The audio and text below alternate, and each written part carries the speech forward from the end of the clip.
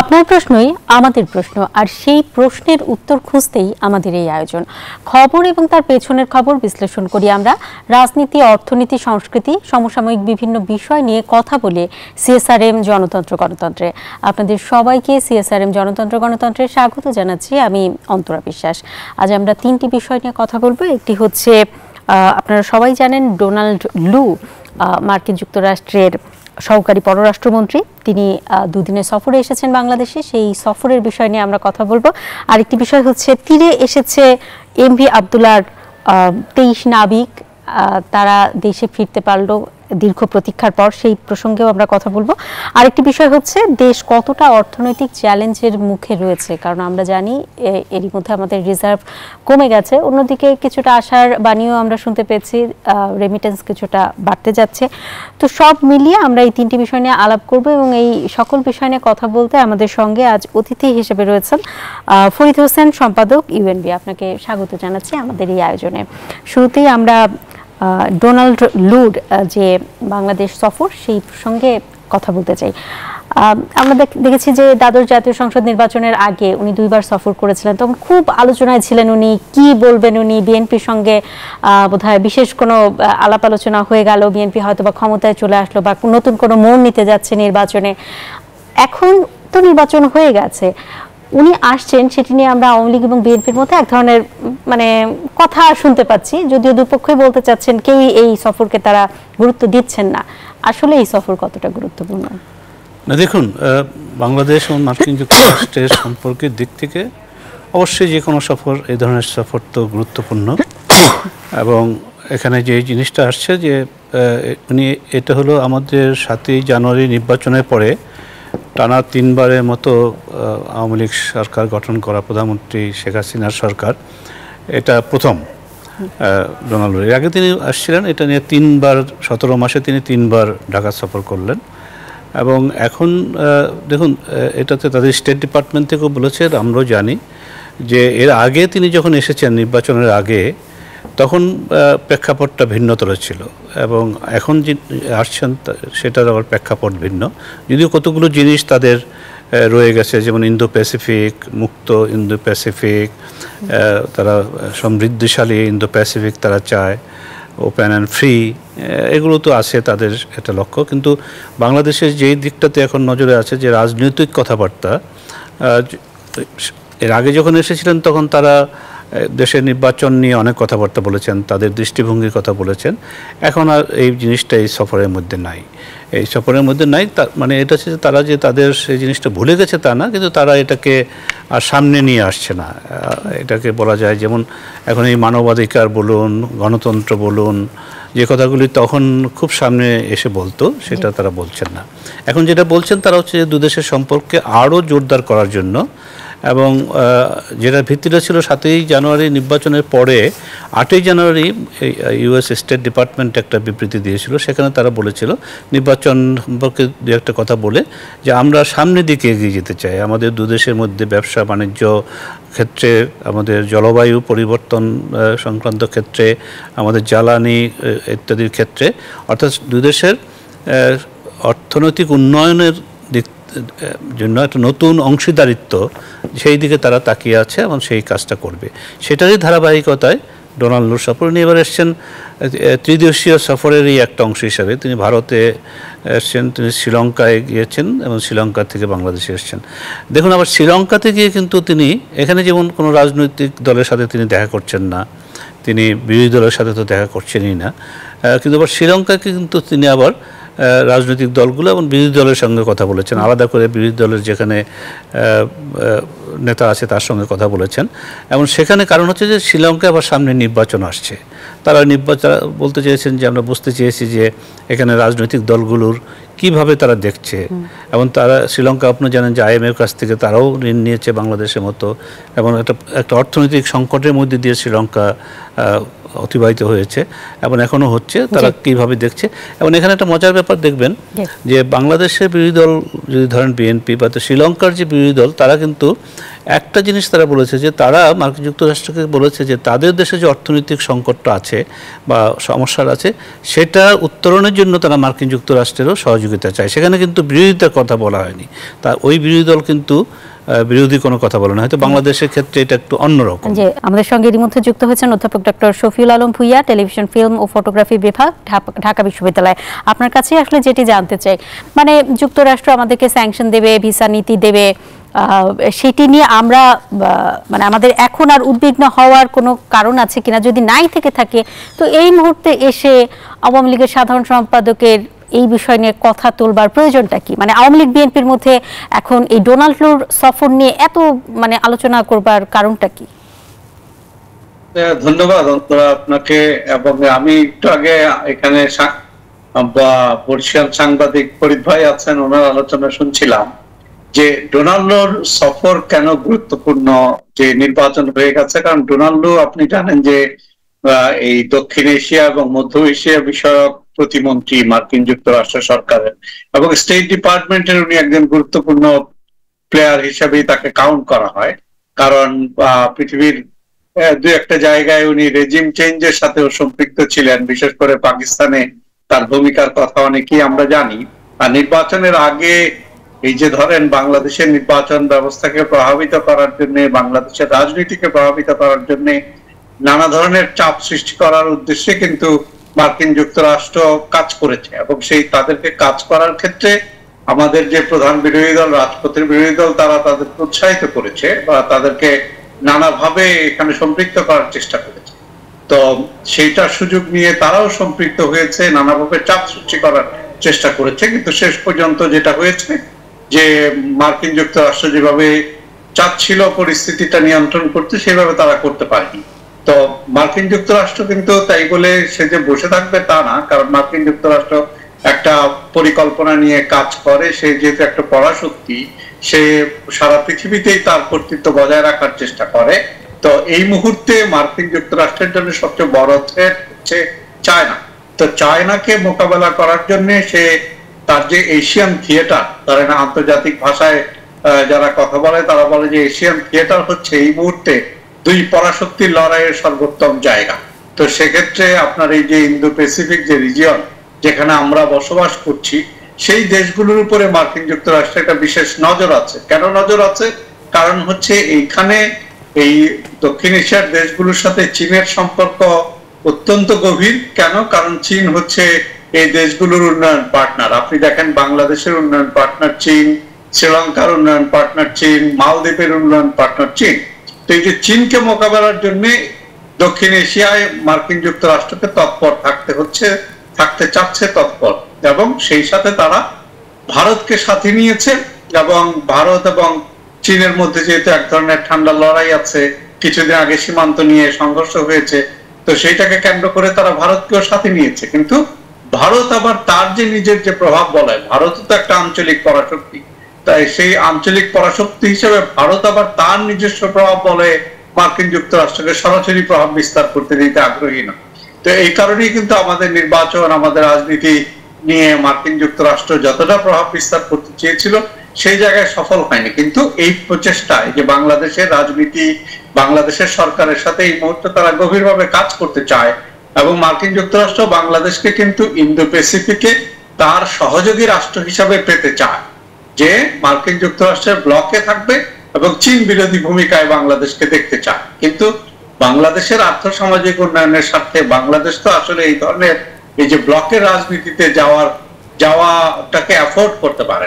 তো বাংলাদেশ যেটা করছে, প্রধানমন্ত্রী শেখ হাসিনার নেতৃত্বে বাংলাদেশ একটা বঙ্গবন্ধুর যে পররাষ্ট্রনীতি, সকলের সাথে বন্ধুত্ব, কারোর সাথে বৈরিতা নয়, সেটি অত্যন্ত সুন্দরভাবে মেনটেন করছে। মার্কিন যুক্তরাষ্ট্রের সাথেও আমাদের গভীর সম্পর্ক আছে, চীনের সাথে আছে, ভারতের সাথে আছে, রাশিয়ার সাথে আছে। তো বাংলাদেশ এটাই বজায় রাখতে চায়। তো সেই কারণে বাংলাদেশের উপরে নানা ধরনের চাপ বিভিন্ন দিক থেকে আসে এবং মার্কিন যুক্তরাষ্ট্র যেহেতু শক্তিশালী রাষ্ট্র, তার চাপটা বেশি পরিমাণেই থাকে। এবং ডোনাল্ডো সহ যারা দক্ষিণ এশিয়া মধ্য এশিয়া দেখেন জি। তারাই এই বিষয়গুলো নিয়ে ডিল করেন। তো যার ফলে এটা চলতে থাকবে। বাংলাদেশের সাথে মার্কিন যুক্তরাষ্ট্রের বিভিন্ন ধরনের নেগোসিয়েশন হবে, কারণ মার্কিন যুক্তরাষ্ট্রের কোম্পানিগুলোর বড় বড় বিনিয়োগ আছে এখানে, তারা আরো বিনিয়োগ করতে চায়, আরো ব্যবসা তারা এখানে করতে চায়। তো ব্যবসা, বিনিয়োগ, তারপরে ইভেন সামরিক কোঅপারেশনও কিন্তু মার্কিন যুক্তরাষ্ট্র করতে চায়।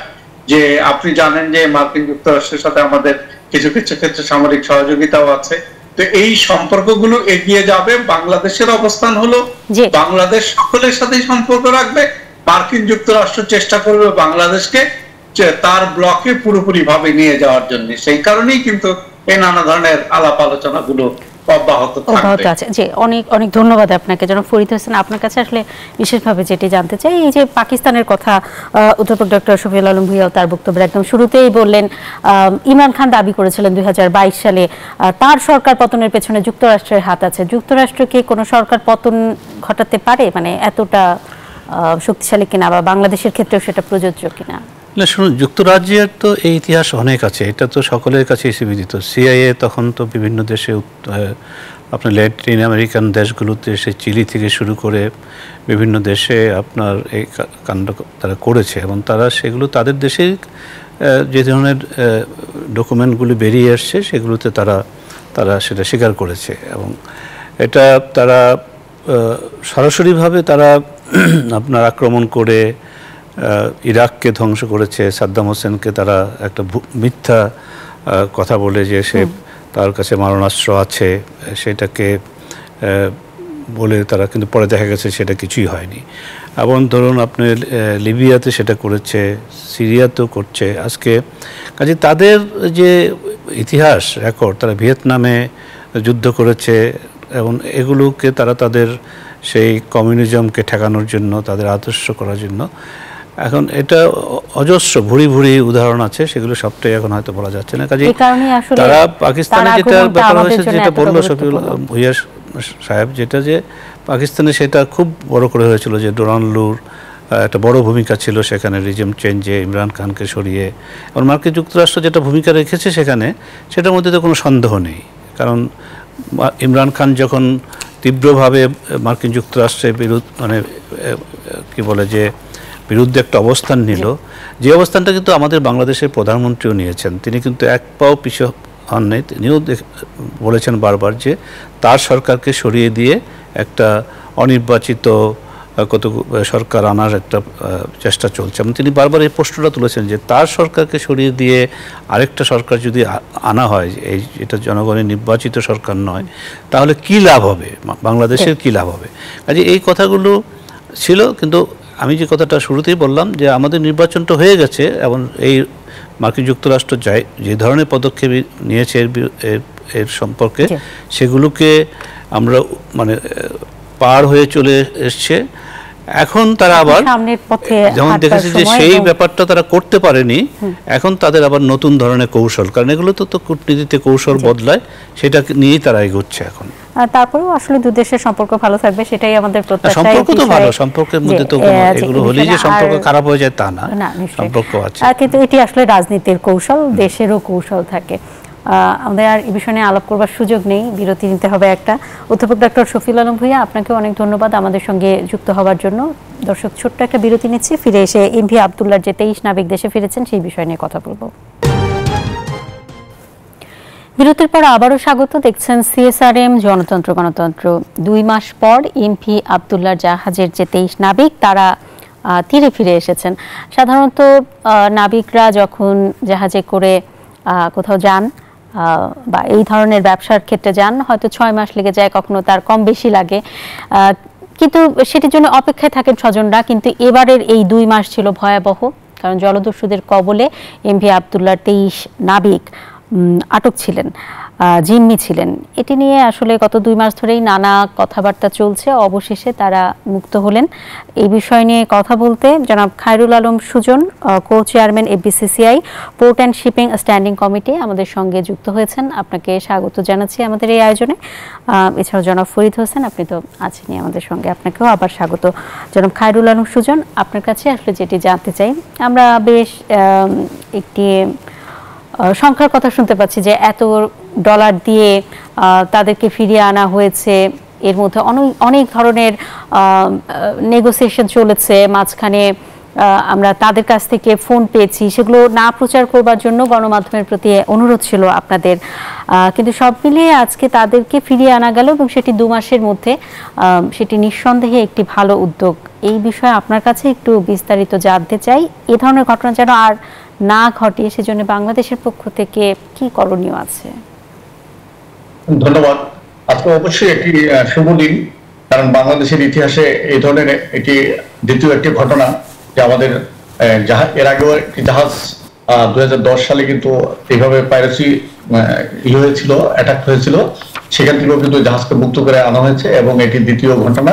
এবং আমাদের সবচেয়ে ভালো দিক যেটা হলো যে আমাদের সকল নাবিককে সুস্থ অবস্থায়, জীবিত অবস্থায় এবং জাহাজ অক্ষত অবস্থায় এটিকে ফিরিয়ে আনা হয়েছে। এটি হলো সবচেয়ে বড় সাফল্য। এই সাফল্যতার পিছনে যাদের সবচেয়ে বড় অবদান তারা হলো জাহাজ মালিক কর্তৃপক্ষ। তারা অত্যন্ত সদয় ছিলেন এবং বিশেষ গুরুত্বপূর্ণ ভাবে গুরুত্বের সাথে সেটিকে দেখেছেন। তারা অর্থনৈতিক বিষয়টাকে কিন্তু মুখ্য করে দেখেননি। আর পাশাপাশি আমাদের যে বাংলাদেশ সরকারের যে সকল সংস্থাগুলো ছিল তারা কিন্তু পুরোপুরি সক্রিয় ছিল এটিকে আপনার পূর্ণ সহযোগিতা দেওয়ার বেলায়, এবং তারা কিন্তু সেটিকে সাকসেসফুল হয়েছে। এই জন্য দুটো সংস্থাকে আমরা কিন্তু স্বাগত জানাই এবং ধন্যবাদ জানাই যে যারা তাদের সহযোগিতায় আমাদের এই নাবিক এবং জাহাজ সকলকে কিন্তু অক্ষত অবস্থায় আমরা ফিরিয়ে আনতে পেরেছি। এটি হলো আমাদের সবচেয়ে ভালো দিক। তবে আপনি যে কথাটি বলেছেন যে আমাদের জাহাজকে সুরক্ষার ব্যাপারে যে সকল দিক নির্দেশনা গুলো আছে, আপনারা জানেন যে ইতিমধ্যে আমাদের দেশের যে DG shipping, director general shipping ইতিমধ্যে একটি দিক নির্দেশনা আপনার জাহাজ কর্তৃপক্ষকে দিয়েছেন যে যেই সকল জায়গাগুলোতে আপনার পাইরেসি বা আপনার ডাকাত কিংবা ধরেন দস্যুবানা হতে পারে সেই সব জায়গাগুলোতে বিশেষ করে আমাদের যারা জাহাজ পরিচালনা করছেন তাদেরকে কিছু দিক নির্দেশনা দিয়েছেন। সেইখানে তাদের দিক নির্দেশনার মধ্যে অন্যতম হলো জাহাজের সেফটি এবং সিকিউরিটির ব্যাপারগুলো যেন তারা খুব এনশিওর করে সেই পথগুলো যেন তারা চলাচল করেন। প্রয়োজনে যদি পারা যায় সেই পথ পরিহার করা, পরিহার করতে পারলে সেখানে সেফটি এবং সিকিউরিটির ব্যাপারটাকে প্রাধান্য দেওয়ার জন্য কিছু দিক নির্দেশনা দিয়েছেন। এটি অত্যন্ত আশার ব্যাপার এবং আমরা শিওর যে এরপরে যে সকল জাহাজগুলো ওই সকল রোডগুলোকে পরিচালনা করবে, যে সকল রোডগুলো ঝুঁকিপূর্ণ, এই ধরনের বিভিন্ন ধরনের আপনার অকারেন্স ঘটতে পারে, দস্যুবানা ঘটতে পারে, সেগুলোতে তারা বিশেষ সতর্কতা ব্যবস্থা গ্রহণ করবেন। এছাড়াও আমাদের আন্তর্জাতিক মহলগুলো আছেন, তারাও কিন্তু ইদানিং অনেক দেখেছেন অনেক সতর্ক অবস্থায় কিন্তু তারা রয়েছেন। আপনারা ইতিমধ্যে কিন্তু শুনেছেন যে ভারত কিন্তু আরেকটি জাহাজকে কিন্তু এই ধরনের পাইরেসি থেকে কিন্তু আপনার ঝটিকা আক্রমণ থেকে বা ঝটিকা ভাবে আপনার উদ্ধার করেছেন। এবং নরওয়ে এবং অন্যান্য ইউরোপিয়ান জাহাজ বিভিন্ন সংস্থাগুলো কিন্তু এই রুটে কিন্তু আপনার জাহাজ পরিচালনা করছেন আপনার সিকিউরিটি দেওয়ার জন্য। এগুলো অত্যন্ত ভালো দিক। আমরা আশা রাখছি যে জাতিসংঘ বা অন্যান্য যে বিষয়গুলো, যে বড় বড় সংস্থাগুলো আছে, আন্তর্জাতিক যে সংস্থাগুলো আছে, তারা কিন্তু এটিকে আমলে নিয়ে এটিকে গুরুত্ব সহকারে দেখছেন। এবং আমার জানার মতে এই আব্দুল্লাহ জাহাজের পরে এই আপনার সোমালিয়াতে এই ধরনের ঘটনা এখন পর্যন্ত ঘটে নাই। তার মানে বোঝা যাচ্ছে যে ইতিমধ্যে যে সকল ব্যবস্থাগুলো নেওয়া হয়েছে তাতে করে একটা সুফল কিন্তু ওই রুটে বেশ ফলদায়ক হয়েছে। আরেকটি বিষয় আপনার কাছে আসলে জানতে চাই জনাব খায়রুল আলম সুজন, সেটি হচ্ছে আমরা মানে রয়টার্সের বরাত দিয়ে যেটি জানতে পারছি 50 লাখ টাকা মুক্তিপণ দেওয়া হয়েছে, এটি বলছেন জলদস্যুরা। এই মানে আসলে কত টাকা দেওয়া হলো বা এই টাকা কারা দিল, মানে টাকায়ও তো না, এটা আসলে ডলারে হিসেব হচ্ছে, তো এই টাকা আসলে কারা দিল সেই বিষয়টা যদি একটু আমাদেরকে জানাতেন। আরেকটি বিষয় হচ্ছে যে সাগরে এই জলদস্যুতা এবং হামলার কারণে পণ্য আমদানিতে কি মানে খরচ অনেক বেড়ে গেছে, যেটি আমরা কিছুদিন আগেও শুনেছি যে 3 ধাপে খরচ বেড়েছে, তার মানে এই জলদস্যুতার জন্য আমাদের খরচ বাড়লো আরো, এরকম কিছু কিনা? দুটি প্রশ্ন। প্রথমত যে কথাটি আপনি বলছেন যে কত টাকার বিনিময়ে মুক্তিপণ দিয়ে বা কত ডলার দিয়ে মুক্তিপণ দিয়ে এদেরকে ছাড়িয়ে আনা হয়েছে, এই বিষয়টি তো অ্যাকচুয়ালি এইটার আন্তর্জাতিক কিছু নিয়মাবলী রয়েছে যে এই ধরনের বিষয়গুলো কিন্তু কখনোই আপনার ডিসক্লোজ করা যায় না ওপেনলি। আর সাধারণত এই ধরনের বিষয়গুলো সাধারণত ইন্স্যুরেন্সের আওতায় থাকে, যে আমাদের জাহাজ যে সকল আপনার কিছু ক্রাইটেরিয়া থাকে যে আন্তর্জাতিক ভাবে হোক দেশীয় ভাবে হোক এগুলো পরিচালনা করতে হলে কিছু নিয়ম কানুন মানতে হয়, তার মধ্যে অন্যতম আপনার জাহাজের ইন্স্যুরেন্স করা। তো জাহাজের ইন্স্যুরেন্স কর্তৃপক্ষ তারা হয়তো সেদিকে আপনার কত টাকার বিনিময়ে এটিকে তাদের মুক্ত করেছে বা আদৌ টাকা লেগেছে কিনা সেই বিষয়গুলো কিন্তু আমরা এখন পর্যন্ত সঠিকভাবে জানি না, আর এটি জানা সম্ভব না, কারণ এটি অত্যন্ত গুরুত্বপূর্ণ বিষয় এবং অনেকগুলো বিষয় আছে যেগুলো আপনারা জানেন আন্তর্জাতিক নিয়মাবলী রয়েছে, সেগুলোর মধ্যে আপনারা এই সকল বিষয়গুলো আলোচনা কোনো মানে বিষয়ের মধ্যে পড়ে না, আর আলোচনা করাটা সঠিকও আসলে বিষয় না।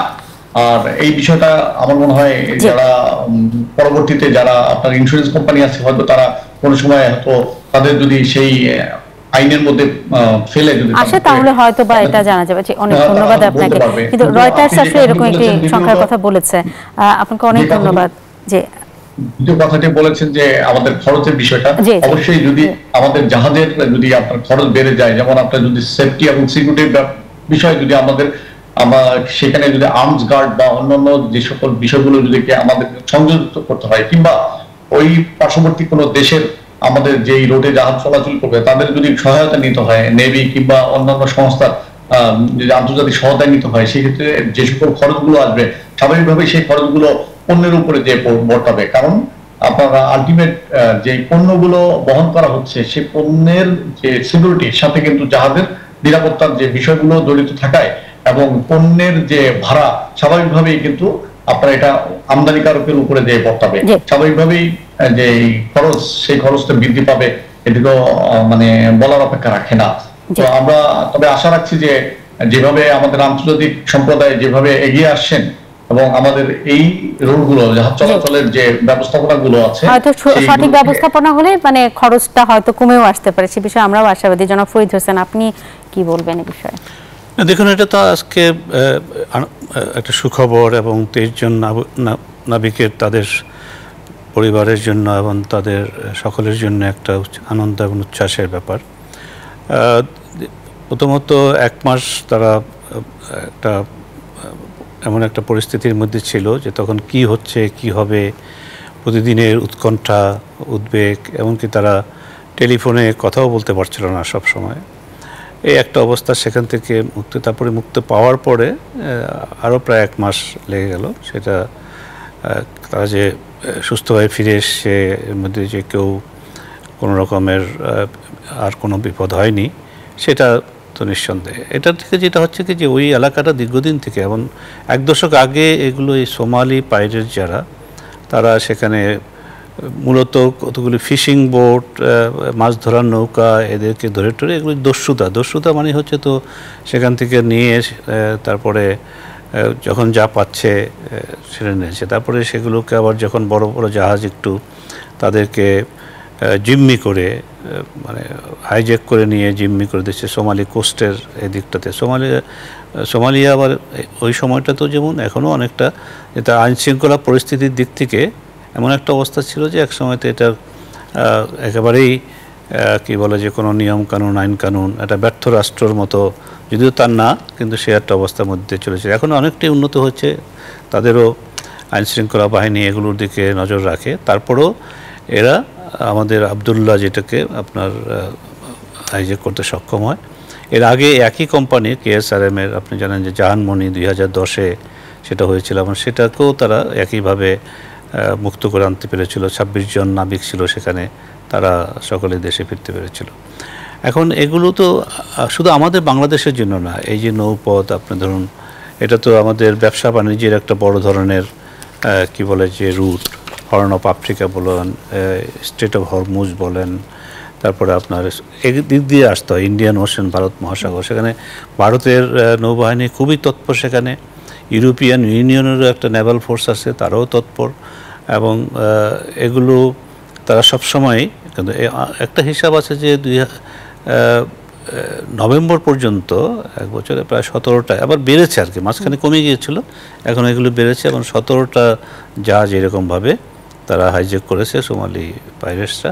এবং তারপরে কোনো ক্ষেত্রে এদেরকে উদ্ধার করা হয়েছে, কোনো ক্ষেত্রে আপনার হয়তো তারা তাদের যে কি বলে যে র্যানসম যেটা চেয়েছিল সেই টাকা দিয়ে হয়তো করেছে, কিন্তু এগুলোর তো কোনো সুনির্দিষ্টভাবে কেউ বলবে না, বলার কথাও না। এবং এগুলো আন্তর্জাতিক আইনের মধ্যেই যে এগুলো যদি দেওয়া হয়ে থাকে তাহলে এটা বলা হবে না, কারণ দস্যুতার এই সমস্ত জিনিসে যদি বলা হয় তাহলে সেটা হচ্ছে যে ওরা আরও উৎসাহিত হবে, অন্যরা আরও করবে।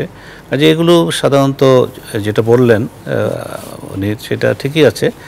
এবং আপনি যে কথাটা বলছেন, রয়টার্স একটা বার্তা সংস্থা, তারা এই কথাটা বলেছিল যে একটা র্যানসম দেওয়া হয়েছে। আর একটা হচ্ছে যে ওখানে সোমালি কিছু অনলাইন আছে, তারাও বলেছিল। কিন্তু স্বাভাবিকভাবেই এখন এটা তো ইন্স্যুরেন্স আছে, কিভাবে দিচ্ছে, আন্তর্জাতিক দেনা পাওনা, কিন্তু যদি দিয়ে থাকে তো কোনো না কোনো জায়গা থেকে দিয়েছে। এবং সেটা কতটা মালিক পক্ষ ক্ষতিগ্রস্ত, কতটা কে ক্ষতিগ্রস্ত সেটা জানে না, কিন্তু সবচেয়ে ভালো কথাটা হচ্ছে যে দীর্ঘদিন পরে তারা ফিরে এসেছে, এবং এটাই হচ্ছে গিয়ে বড় কথা এখন। এবং তাদের জন্য আমাদের শুভকামনা, আমাদের এই বিষয়ে আর সুস্থ থাকুক, তারা ভালো থাকুক, তারা আবার সমুদ্রে যাক, তারা জাহাজে যাক, নিশ্চয়ই তারা আবার সমুদ্রে যাক, সুস্থ থাকুক, ভালো থাকুক। অনেক ধন্যবাদ। এই পর্বে আর কথা বলার সুযোগ নেই। জনাব খায়রুল আলম সুজন, আপনাকেও অনেক ধন্যবাদ আমাদের সঙ্গে যুক্ত হওয়ার জন্য। দর্শক, ছোট্ট একটি বিরতি নিচ্ছি, ফিরে এসে বাংলাদেশের অর্থনীতির বিষয়ে কথা বলবো। বিরতির পর আবারও স্বাগত। দেখছেন CSRM জনতন্ত্র গণতন্ত্র। এ পর্যায়ে আমরা কথা বলবো দেশ কতটা অর্থনৈতিক চ্যালেঞ্জের মুখে রয়েছে সেই বিষয়টি নিয়ে। এরই মধ্যে ত্রিমুখী চ্যালেঞ্জের কথা বলছেন অর্থনীতিবিদরা। তিনটি চ্যালেঞ্জ হচ্ছে মূল্যস্ফীতি, আরেকটি হচ্ছে ঋণের চাপ, আরেকটি হচ্ছে মন্দা প্রবৃদ্ধি। এরই মধ্যে বাংলাদেশ ব্যাংক আবার যে কথাটি বলেছে সেটি হচ্ছে প্রকৃত রিজার্ভ কমে $13 বিলিয়ন নিচে নেমে গেল, এবং সেটি হচ্ছে এশিয়ান ক্লিয়ারিং ইউনিয়নে তাদের যে মার্চ এবং এপ্রিল মাসের যে দায় ছিল সেটি মেটানোর পরে আসলে আমাদের এই রিজার্ভ এতখানি নেমে গেল। তবে আশার কথা এই যে আমাদের রেমিটেন্স বাড়ছে। ডক্টর জামাল উদ্দিন আহমেদ জ্যেষ্ঠ অর্থনীতিবিদ আছেন আমাদের সঙ্গে, এবং জনাব ফরিদ হোসেন, আপনি তো আছেনই। শুরুতে ডক্টর জামাল উদ্দিন আহমেদের কাছেই আসলে জানতে চাই, এখন আসলে এই যে অর্থনীতির যে অবস্থাটা আমরা দেখতে পাচ্ছি, ডলারের দাম 117 টাকা হয়ে গেল, এটি থেকে ফিরে আসার কি বাংলাদেশের আর কোনো সুযোগ আছে, বা আর কতদিন মাস বা কতদিন পরে আসলে বাংলাদেশের অর্থনীতি আগের জায়গায় ফিরে আসবে বা একটু ভালো হবে?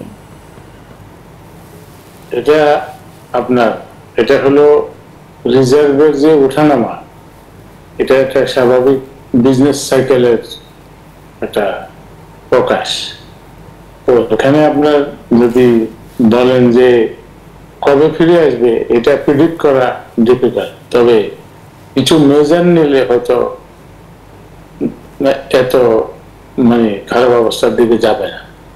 সেটা হলো যে আপনার টাকা পাচার, অবৈধ পাচার, ইম্পোর্ট এবং এক্সপোর্টের মাধ্যমে যে সমস্ত টাকাগুলো পাচার হচ্ছে, অপরদিকে আপনার আমাদের এখানে যে রেমিটেন্স আসছে, সেই রেমিটেন্সে বলা হয় 47% রেমিটেন্স ফর্মাল ওয়েতে আসে, অফিসিয়াল ওয়েতে, বাংলাদেশ ব্যাংকে এসে জমা হয়। বাকি যে 53% সেটার যদি আপনার ওইটাকে বাংলাদেশের দিকে ঘুরানো যায়, তাহলে আপনার 53%-এর মধ্যে একসাথে তো 53% আপনি ঘুরে দিতে পারবেন না। পর্যায়ক্রমে আপনাকে যদি একটা 2-3 মাস ব্যাপী একটা প্রোগ্রাম নেন, তাহলে সেটাকে আপনি হয়তো 70%-80% পর্যন্ত যদি উঠাইতে পারেন, তাহলে আপনার রেমিটেন্সের পরিমাণ বাড়বে। আবার এক্সপোর্ট এবং ইম্পোর্টের মাধ্যমে যে টাকাগুলা বাইরে চলে যাচ্ছে, এইটা আপনার রোধ করার জন্য বাংলাদেশ ব্যাংক যদি সঠিক মেজার নেয়, তাহলে আপনার এটা কমানো সম্ভব। 100% এরিডিকেট করতে পারবেন না। তো সেটা হলো দ্বিতীয়টা। আর আরেকদিকে হলো যে আপনার ইন্টারনাল যে রিসোর্স, সেই রিসোর্সের যে কালেকশন, সেটা কিন্তু আপনার এখনো কিন্তু সাউথ এশিয়ার মধ্যে লোয়েস্ট বাংলাদেশের ট্যাক্স জিডিপি রেশিও। সেখানে যদি আপনার ট্যাক্স ডিজিটালাইজেশনের মাধ্যমে আপনি যদি এটাকে কালেকশনটা বাড়াইতে পারেন, ইভেন ট্যাক্স রেট কমায়ও, তাহলে অনেকে বিশ্বাস করে যে আপনার এই ফ্লোটা ইন্টারনাল রিসোর্স দিয়েই কিন্তু তখন আপনি এই রিসোর্সটা যদি কালেকশন বাড়াতে পারেন, তাহলে আপনার যে আমাদের যে আভ্যন্তরীণ যে ঋণ যেটা সরকার নিচ্ছে বাংলাদেশি ব্যাংকগুলো থেকে, সেইটা কিন্তু আপনার যদি কমে, তাহলে প্রাইভেট সেক্টরে এই ঋণের ভাগটা পাওয়ার মধ্যে দিয়ে কিন্তু আনএমপ্লয়মেন্ট কমবে এবং ম্যানুফ্যাকচারিং গ্রোথ বাড়বে, এবং এই লোনের প্রো বাংলাদেশে যদি আপনার বাড়ানো হয়, তাহলে আপনার দেখা যাবে যে আপনার ইন্টারনালি আমরা আমাদের নিজস্ব শক্তি সঞ্চয় করতে পারি। আর ফরেন কারেন্সি লোন নিয়ে যদি আপনি করেন, এটাকে অ্যাড্রেস করতে চান, ইন দ্যাট কেস কারেন্সি ডিভ্যালুয়েশনের যে ইম্প্যাক্ট, সেই ইম্প্যাক্টের ফলে রিসোর্স আমাদের দেশ থেকে বেশি বেরিয়ে যায়, এবং সেই ক্ষেত্রে আপনার ইনফ্লেশনকে ইনফ্লুয়েন্স করবে। আবার অপরদিকে আপনার যে মুদ্রা, আপনার দ্রব্যমূল্যের দাম যেটা, সেটা আরো বাড়ার সম্ভাবনা আছে। ইম্পোর্ট বেসড আইটেম গুলো লোকালি হয়তো লোকাল গুলার যে ম্যানুফ্যাকচারিং, সেটার সাথেও কিন্তু ইম্পোর্ট কম্পোনেন্ট জড়িত আছে। যেমন আপনার যে সার, অন্যান্য জিনিস যেগুলা আমদানি করা হয়, এইগুলার প্রাইসও বেড়ে যাবে। তো সেই ক্ষেত্রে কৃষি পণ্যের উপরে এটা একটা এফেক্ট পড়বে। সব মিলাইয়া আপনার যে এখনকার যে ফিসক্যাল ম্যানেজমেন্ট, এটাকে ইমপ্রুভ করার প্রথমে হলো আমাদের নিজস্ব ফিসক্যাল ম্যানেজমেন্টটাকে ইমপ্রুভ করা, তারপরে হলো যে আপনার এক্সপোর্ট আরো বাড়ানো, রেমিটেন্স আরো বাড়ানো, এবং সেটা বাড়ানোর মধ্য দিয়েই কিন্তু আপনার রিজার্ভে কন্ট্রিবিউশনটা আসবে। আর ফরেন ডাইরেক্ট ইনভেস্টমেন্টও কিন্তু এখন কম, এবং সেই ফরেন ডাইরেক্ট ইনভেস্টমেন্টের ফ্লো এটাকে বাড়াতে হবে। সেই সিকিউরিটিজ এন্ড এক্সচেঞ্জ কমিশনে যে আপনার স্টক মার্কেটে এখন যে অবস্থা আছে, এটাকে কিন্তু উদ্ধার করা দরকার, এবং সেই ক্ষেত্রেও কিন্তু আপনার একটা মন্দা চলতেছে। তো এটা কিন্তু গত কয়েক বছর ধরে স্টক মার্কেটে এই অবস্থা মন্দা চলছে, মানে অনেকগুলো বিষয় আসলে ঠিক করতে হবে। জি, অনেক ধন্যবাদ ডক্টর জামাল উদ্দিন আহমেদ। জনাব ফরিদ হোসেন, আপনার কাছে আসলে যেটি বিশেষভাবে জানতে চাই, উনি অনেকগুলো পদ্ধতির কথা বললেন। এই কয়েকদিন আগে প্রধানমন্ত্রীও বলেছিলেন যে সকল অনাবাদি জমিতে চাষ করতে, সমবায়ের মাধ্যমে উৎপাদন বাড়াতে, এবং আমাদের যে তরুণ প্রজন্ম রয়েছে তারা যেন চাকরি না খুঁজে ব্যবসার দিকে মনোযোগী হয় বা উদ্যোক্তা হয়। আসলে সলিউশনটা কোথায়, আর এই অবস্থা কতদিন চলতে পারে সর্বোচ্চ? দেখুন, এই যে আপনি যদি রিজার্ভের কথাটাই ধরুন, সিও বা এশিয়ান ক্লিয়ারিং ইউনিটের যেটা থাকে, এটা তো সবসময় হয়, এটা মার্চ এপ্রিলে এগুলো হয়তো জমা থাকে, সেগুলোকে দেওয়ার পরে রিজার্ভ একটু কমে যায়। আবার কদিন পরে আবার সেটা, যেটা জামালউদ্দিন সাহেব বললেন, এই মেজার্সগুলো যেমন রেমিটেন্স যদি আরও আসতে থাকে, আপনারা যেটা বললেন, তখন আবার এটা আমাদের এক্সপোর্ট যদি বাড়ে, তাহলে সেটা আবার চলে আসবে। এখন নিচের দিকে আছে, কারণ ডলারের একটা সংকটের মধ্যে দিয়ে তো যাচ্ছে। আর অন্যদিকে আপনি বিশ্ব পরিস্থিতিটার মধ্যে এরকম দেখুন যে আমাদের দেশের যে আপনার মুদ্রা মূল্যস্ফীতির কথাটা যেটা বলা হচ্ছে, সেটা অনেকটাই অবশ্য কিছু কিছু জিনিস আছে সেটা আমরা আমদানি করে আনছি, অর্থাৎ আমদানি করা জিনিসগুলো আমরা যেটা করি সেগুলোর দাম বেড়ে যাওয়াতে সেখানে মানে স্বাভাবিকভাবেই তখন এখানে এসে এটার দাম বেড়ে যায়। আমি সার কিনছি, আমি ফুয়েল কিনছি, আমি অন্যান্য জিনিস কিনছি, যেটা সেগুলোতে আপনার সেখানে দাম বেড়ে গেলে সেই দাম বাড়া অবস্থাতে সেই জিনিসটা সেটাকে ইম্পোর্টেড ইনফ্লেশন হিসেবে বলা হয়, এবং সে কথাটাও প্রধানমন্ত্রী বলেছেন।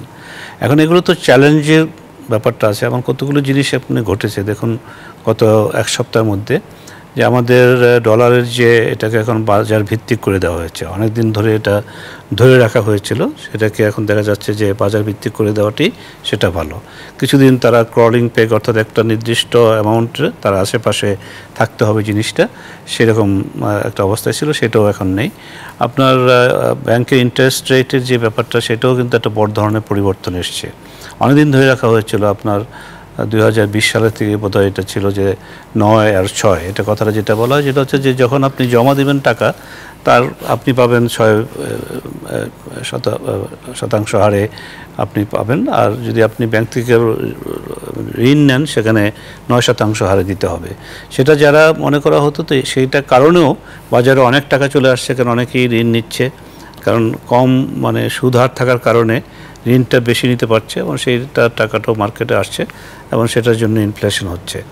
এখন একটা জিনিস হচ্ছে যে এগুলো অর্থনীতিতে যে জিনিসটা আছে যে কনজিউমার আইটেম, আপনাকে বাজার চাঙ্গা রাখতে হবে। বাজার চাঙ্গা না রাখলে আপনার উৎপাদিত পণ্য সেটার কেউ ক্রেতা থাকবে না, ক্রেতা না থাকলে আবার সেটা বিক্রি হবে না, এমনি করে একটা ব্যাপার থাকে। আমার মনে হয় যে এবারে বাজেটে এই বিষয়গুলো নজর দিতে হবে। আর এর মধ্যে আমাদের দেশে অর্থনীতিতে যেটা গত বছরের বাজেট তৈরির সময় তো সেইভাবে ছিল না, IMF এখানে যুক্ত হয়ে পড়েছে। কারণ IMF থেকে যে আমরা $4.7 বিলিয়ন তারা আমাদের ঋণ দিচ্ছে, তার তৃতীয় দফার ঋণটার আমরা পেয়ে যাব। সেটা আসলেও কিন্তু রিজার্ভটা কিছু বেড়ে যাবে। এখন সেটা কারণে তাদেরও কতগুলো শর্ত মানতে হচ্ছে। IMF যেখানে যায় তারা শর্ত ছাড়া তো কোনো কিছু করে না, এবং সেই শর্তগুলো কিন্তু অনেক সময় শুরুর দিকে হোক বা যেভাবেই হোক এটা নিয়ে নানান রকমের তর্ক বিতর্ক আছে যে সাধারণ মানুষের যে জিনিসগুলো খুব ভোগান্তি হয় সেগুলো IMF-এর দিকে নজর থাকে যে তুমি বিদ্যুতের সাবসিডি কমিয়ে দাও, তুমি সারের উপরে সাবসিডি কমিয়ে দাও, তুমি কি বলে যে আবার কিছু কিছু ভালো জিনিসও করে যে তোমার করের আওতাটা বাড়াও, করের মানে কি বলে যে আমার ইন্টারনাল রেভিনিউ বাড়ানোর উদ্যোগের কথাও বলে। কাজে এমন একটা পিরিয়ডের মধ্যে দিয়ে আমরা এখন যাচ্ছি অর্থনীতির, বিশ্ব পরিস্থিতি ইত্যাদি। আপনি দেখুন যে বিশ্বের যুদ্ধেরও যে অবস্থাটা, ইউক্রেন তো ছিলই, তার মধ্যে গাজা, আমরা ইসরায়েলে গাজার মানে যে ধ্বংসযজ্ঞ চালাচ্ছে, গণহত্যা করছে, সেগুলো এবং বিষয়টা অস্থির অবস্থার মধ্যে চলছে, সময় নেই। কাজে ওইগুলো মিলিয়ে চ্যালেঞ্জগুলো আরও বড় করে দেখা যাচ্ছে। আমার মনে হয় যে যদি সঠিক পদক্ষেপটা নিতে পারে তাহলে পরে সেই জায়গায় মানে বৈশ্বিক সংকট যত বাড়বে আমাদের সংকটও আসলে তত বাড়বে। এর মধ্যে থেকেও আমরা যদি কিছু সিদ্ধান্ত সঠিকভাবে নিতে পারি এবং একটু কড়া হতে পারি তাহলে হয়তো বা কিছুটা সমস্যার সমাধান হতে পারে। অনেক ধন্যবাদ আপনাকে আমাদের সঙ্গে যুক্ত হওয়ার জন্য, এবং ডক্টর জামাল উদ্দিন আহমেদ আপনাকেও অনেক ধন্যবাদ আমাদেরকে সময় দেওয়ার জন্য। দর্শক, আজকের মতো শেষ করছি। জনতন্ত্র গণতন্ত্র, শুভরাত্রি।